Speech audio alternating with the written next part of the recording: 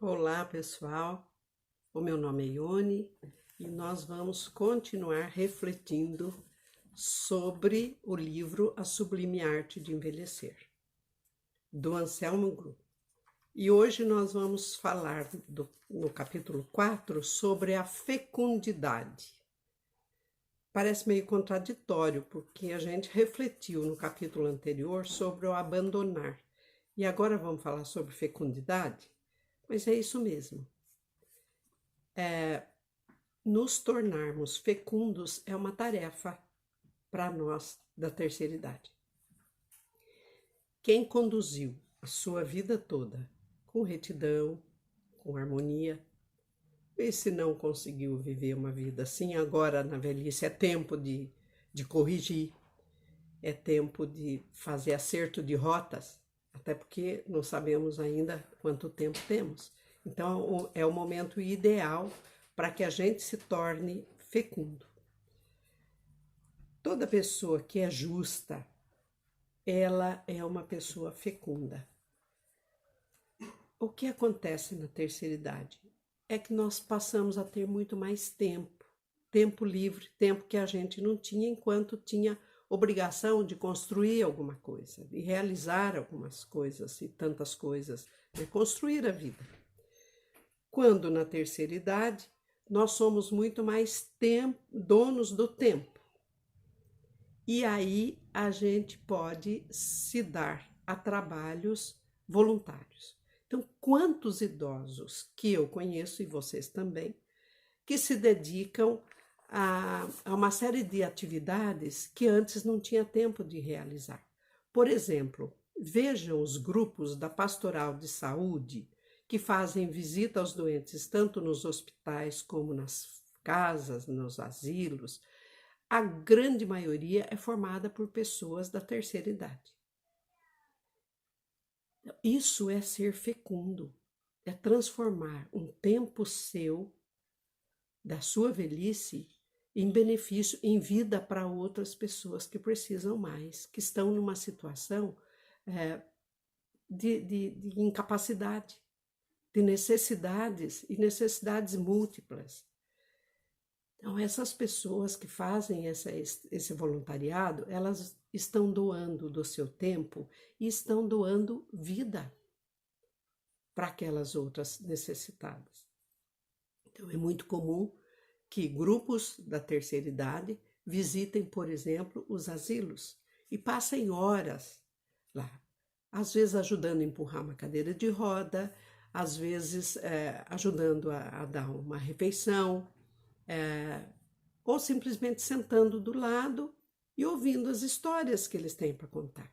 Porque o que mais um idoso que mora em lares para idosos precisa é de gente que fique do seu lado e dê atenção para eles. Olhem para eles e ouça suas histórias.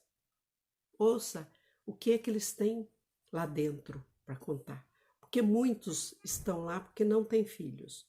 E muitos também estão lá porque os filhos os abandonaram.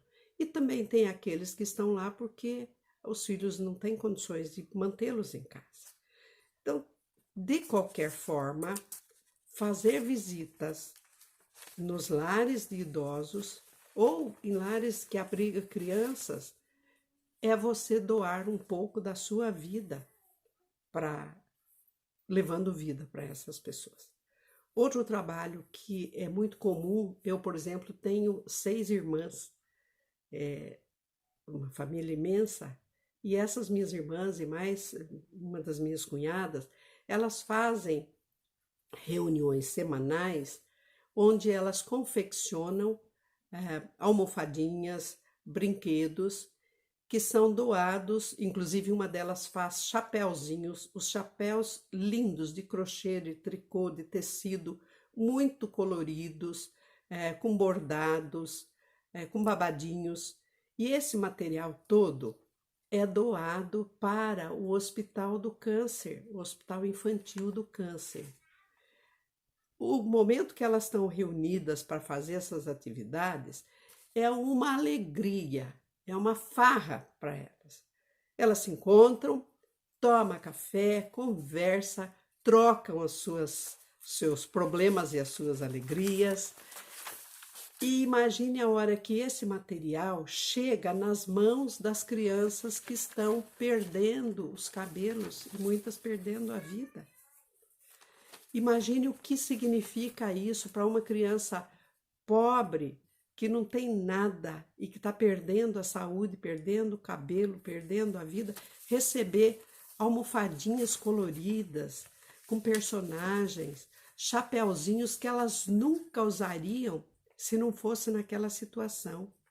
E esse material é feito com tanto carinho, com tanto amor, que a criança, quando recebe isso, sente essa energia boa, sente esse carinho que vem junto com aquele objeto. Então, isso é ser fecundo na velhice. Isso é ser fecundo na terceira idade. É transformar uma parte da sua vida em gestos concretos de caridade, de generosidade, de bondade. Isso tudo significa que a pessoa ama-se, ama a sua própria vida e ama outras pessoas. Porque se pensa em doar alguma coisa, é porque essa pessoa tem amor, tem carinho, vive feliz, vive tranquila a sua velhice, o seu tempo de maturidade, o seu tempo de preparação para o final da vida. Porque, na verdade, nós estamos na terceira idade fazendo ensaios, nos preparando para o grande momento, que é o momento em que a gente volta para casa, né? Que a gente vai embora daqui. Então, dessa forma, com essas pinceladas sobre ser fecundo na velhice, a gente encerra de forma rápida o capítulo 4 e iniciamos a reflexão sobre o capítulo 5, o quinto capítulo, que fala do envelhecer juntos. O envelhecer juntos tem vários itens para a gente refletir. Um deles é o seguinte: algumas famílias que têm idosos, por circunstâncias da vida, e hoje a gente está vendo que a maior parte das famílias estão tendo necessidade de morar em casas cada vez menores, muitos moram em apartamentos muito pequenos, e tem crianças, e tem os idosos, e chega um momento da vida que não tem mais condições de manter o seu idoso em casa. Até porque muitos banheiros não têm condição de se entrar com uma cadeira de banho, com um andador. E daí a necessidade surge de colocar esse seu idoso num lar, num asilo. Isso, quando acontece, quando se faz necessário, é importante que a família trabalhe isso junto com o seu idoso. Não tome decisão e aí comunica: olha, a partir do mês que vem não dá mais para ficar aqui, vamos levar o senhor ou a senhora para o asilo. Não, não é assim. O idoso é um ser humano que já fez muito e que é parte sua, é pedaço seu. Então, é preciso que as famílias, quando têm necessidade de tomar essa atitude, que ela seja feita com honestidade, com sinceridade, com suavidade e junto com o seu idoso. Leva para visitar primeiro, leva para passar algumas horas, mostra o que ele vai ter lá, que ele não consegue ter em casa.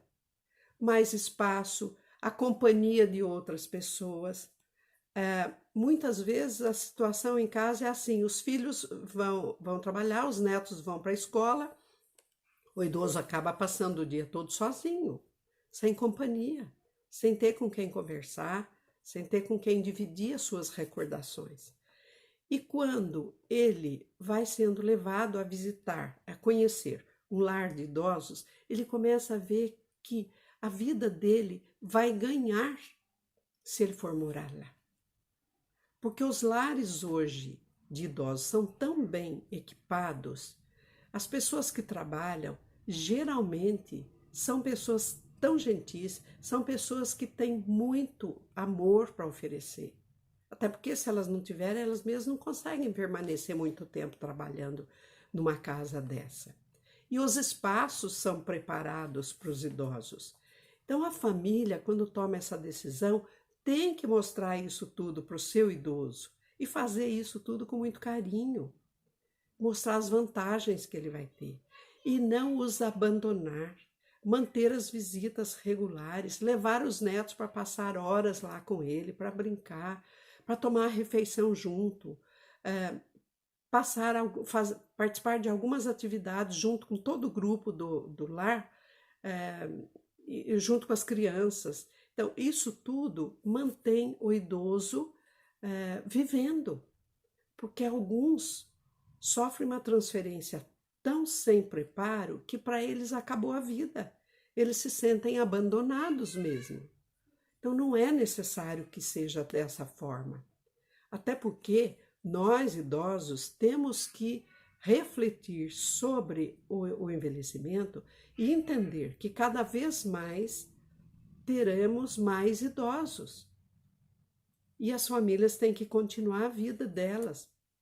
Então, tudo indica que muita gente que hoje vive com os filhos, pode ser que chegue um momento que tenha que ser transferido para um lar de idosos. Isso não deve ser encarado como tragédia, mas como parte importante do nosso envelhecimento e da maturidade chegando e da sabedoria chegando. Então, com essa reflexão sobre a provável ou a possibilidade de que nós tenhamos que, de repente, nos mudarmos para um lar de idosos, eu encerro esse nosso áudio. Espero que vocês possam refletir junto com seus familiares a respeito disso e que isso traga ações concretas e sábias para a vida da sua família. Um beijo, Deus te abençoe.